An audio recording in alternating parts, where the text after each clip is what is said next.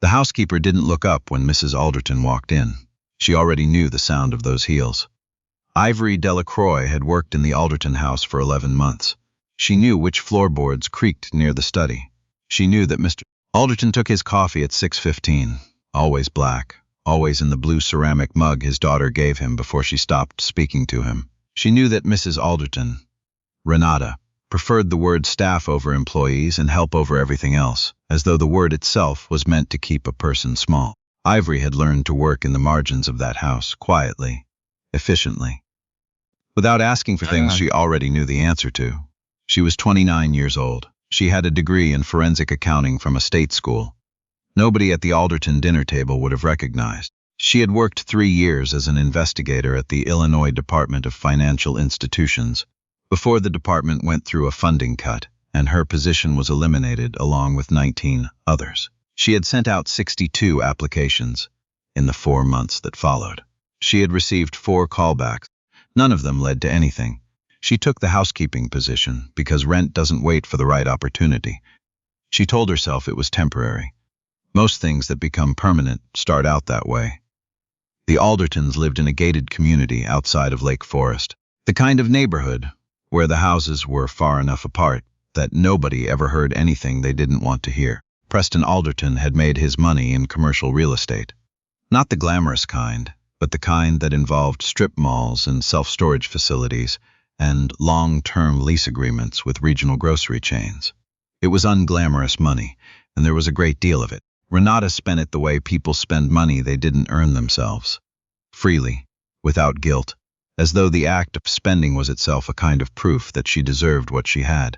She had a rotation of jewelers she visited. She had opinions about auction houses. She had a Patek Philippe that she wore only when they were going somewhere she considered worth impressing.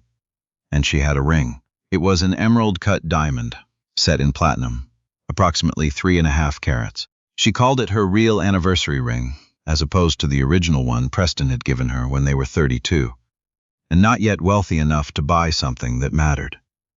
She wore it to charity events and gallery openings and occasionally to brunch, in the way that some people wear armor. She kept it in a black velvet box in the upper drawer of her vanity when she wasn't wearing it. Or, so she said. It was a Thursday in October when Renata Alderton walked into the front sitting room and announced, in the tone of someone reporting a fire, that her ring was gone.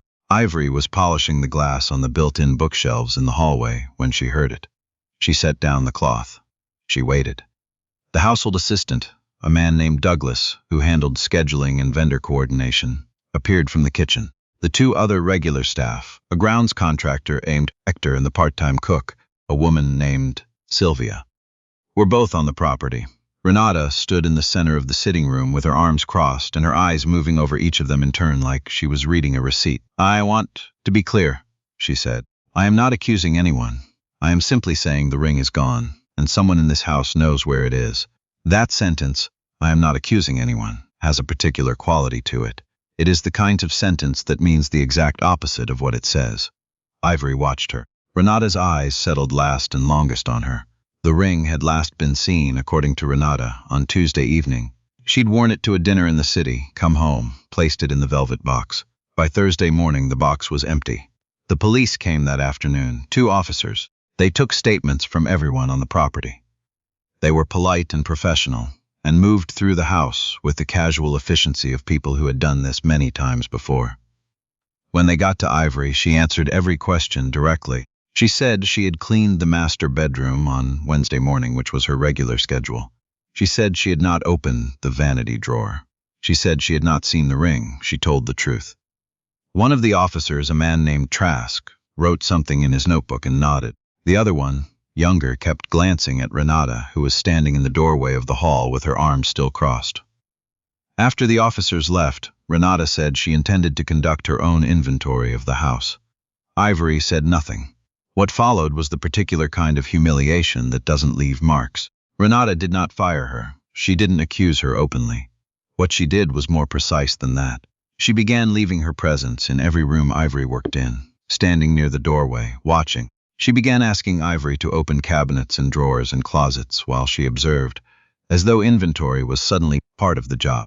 She told a friend, loudly, on a phone call that took place in the kitchen while Ivory was preparing the afternoon cleaning supplies, that she had concerns about certain members of the staff. She told Douglas she was considering installing additional cameras in the private areas of the house. She said to Sylvia, not knowing Sylvia would repeat it, that some people come into your home and see opportunity. None of this was said directly to Ivory. None of it needed to be. Ivory went home each evening to her apartment in Waukegan and sat at her small kitchen table and thought through what she knew. She was not panicking. She had been trained not to panic. In the 3 years she had spent investigating financial irregularities for the state, she had learned that the person who panics is always the person who loses. Panic makes you react. She didn't want to react. She wanted to understand. She thought about the ring. She thought about Renata. She thought about what she had noticed in 11 months of working in a house where people assumed she wasn't paying attention. There were things. There were always things if you knew how to look. Renata Alderton had a system, not a conscious one. People with her particular kind of carelessness never did things consciously, but a system nonetheless. Every 3 or 4 months, something went missing from the house, a small sculpture from the study, a pair of cufflinks that belonged to Preston, a set of silver salt cellars that had supposedly been a wedding gift. These disappearances were always followed, within a few weeks, by a quiet call to the insurance company. Ivory had seen the mail. She had seen the name of the adjuster on the envelopes, the same adjuster each time. The envelopes always hand-addressed and not printed, which was unusual. She hadn't thought much about it at the time. It wasn't her business. It had now become her business. She began to keep notes in a small notebook she bought at a Walgreens 2 towns over. She wrote down dates. She wrote down what she remembered seeing. She wrote down the name of the insurance company from the envelopes, Halloran and Mace Specialty Coverage. She thought about who she used to be, before the funding cuts. She thought about the people she still knew. Her former supervisor at the Department of Financial Institutions was a man named Gerald Ossie. No relation to anyone at the Alderton house, just a shared surname from 2 different worlds. Gerald had retired the year before, but kept his contacts, the way people who are good at their work always keep their contacts. Ivory called him on a Saturday. She didn't tell him everything. She told him enough. He was quiet for a moment after she finished. Then he said, "You still have your certification?" She said yes. He said, "You know what you're looking at?" She said she thought she did. He said he'd make a call. The call Gerald made connected Ivory to a woman named Forsyth at the State Insurance Fraud Division. Forsyth was careful and methodical and not easily impressed, which Ivory respected. She listened to what Ivory had compiled, dates, amounts she'd estimated from the mail, the pattern of disappearances, the name of the adjuster, and said she would look into the Halloran and Mace account independently. She asked Ivory to do nothing that would alter the situation at the house. Ivory said she understood. She went to work the next Monday the same way she always had. She polished the bookshelves. She changed the linens. She answered Renata's questions in even, flat sentences that gave away nothing. She did not tell Renata that the Insurance Fraud Division of the state of Illinois had opened a preliminary inquiry into her claims history. She did not tell Renata that Halloran and Mace had been flagged 3 months prior for irregularities on high-value personal property policies in the north suburbs. She did not tell Renata anything. She handed her the shovel and let her keep digging. The Thursday after the ring disappeared, Renata told Ivory she would need to make a formal statement to the insurance company's investigator, who would be coming to the house on Friday. Ivory said that was fine. Renata said, and her voice had the particular brightness of someone who has made a decision they're pleased with, that she hoped everyone would be fully cooperative. Ivory looked at her for a moment, not a long moment, just long enough. "Of course," she said. The insurance investigator arrived at 10 in the morning. His name was Crane, and he was not what Renata had expected. She had expected someone deferential, someone who arrived with a notepad and took the story she offered and filled out the forms and left. She had worked with Halloran and Mace for 6 years, and that had always been the arrangement. Crane was accompanied by a woman he introduced as a colleague from the company's Special Investigations Unit. Her name, he said, was Forsyth. Renata's expression did not change immediately. It took about 4 seconds. Ivory, who was standing near the kitchen doorway with a cloth in her hands, because Renata had specifically asked her to be present during the interview, watched those 4 seconds very carefully. The questions Forsyth asked were not the questions Renata had prepared for. She asked about the adjuster, the one whose name appeared on the hand-addressed envelopes. She asked about the salt cellars, and when exactly they had been reported missing, and whether a police report had been filed for that disappearance as well. She asked about the cufflinks. She asked about the dates. She asked about a storage unit registered in Renata's maiden name in a facility in Libertyville. That was the question that did it. Renata said she didn't know what they were referring to. Forsyth set a piece of paper on the coffee table. Ivory couldn't see it from where she was standing, but she saw Renata look at it. She saw the color leave Renata's face in the way color leaves a room when the light goes off, all at once and completely. What the storage unit contained, the salt cellars, the cufflinks, the small sculpture from the study, a sapphire bracelet that Renata had reported stolen 2 years prior and received $48,000 for, and a black velvet box. The box was empty. The ring itself was found 4 days later at a consignment jeweler in the Gold Coast who specialized in estate pieces. He had purchased it 11 days before Renata reported it stolen. He had the transaction records. He had Renata's signature. She had sold it herself. Then she reported it stolen. Then she pointed at the staff. Preston Alderton was in the dining room when the officers came to the house for the second time. This visit was not like the first. There were more of them. They had paperwork.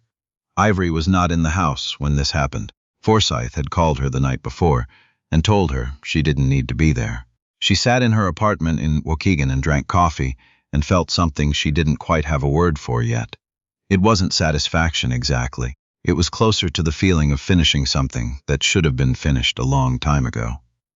She thought about all the rooms she had cleaned in that house, all the surfaces she had made new again, all the mornings she had arrived before the family was awake and moved quietly through the spaces of someone else's life, invisible in the way that people decide to make other people invisible.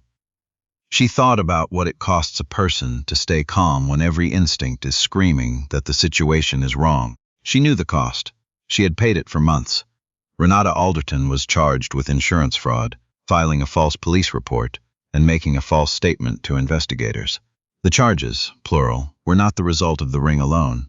The ring was simply the one that broke everything open.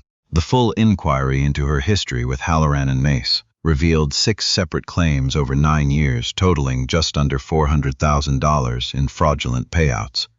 The adjuster at Halloran and Mace, whose name appeared on those hand-addressed envelopes, was suspended pending his own investigation. Preston Alderton did not attend his wife's arraignment.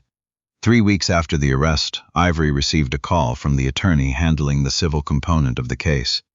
She was listed as a material witness. She would not be required to testify unless the case went to trial.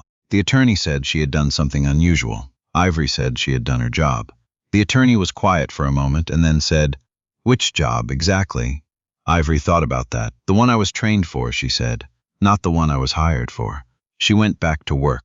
Not at the Alderton house, that was finished. But the other work, the work she had been trained for and had set aside when the funding ran out and the applications went unanswered. Gerald Ossie had made a second call by then, not to Forsyth, to someone at a boutique financial crimes firm in Chicago that had been looking for an investigator with her specific background. They called her the week after the arraignment. The interview lasted 40 minutes. They offered her the position the following day. She accepted it. She started on a Monday. The office was on the 14th floor of a building downtown, and from her desk she could see the lake on clear days, which was not every day, but often enough. She did not tell people at her new firm about the 11 months she had spent cleaning someone else's house, not because she was ashamed of it.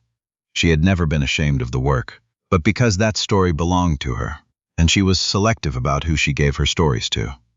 The people who had known her in those 11 months, Douglas, Sylvia, Hector, she kept in touch with. Sylvia texted her sometimes with updates about a cooking class she had started teaching at a community center on weekends. Hector's son had started high school. Douglas was looking at a new position, managing a boutique hotel property downtown. They had all landed somewhere. There is a particular kind of person who looks at someone working a service job and sees only the job. They see the uniform, the task, the function. They do not see the person inside it, the years of training, the specific expertise, the accumulated knowledge that has nothing to do with what's in that person's hands at that moment. That blindness is not just arrogance, it's a liability. Because the person you decide not to see is paying attention, watching, they are remembering. And when the moment comes, and it always comes, they are prepared in ways you never anticipated, because you never thought to ask who they actually were.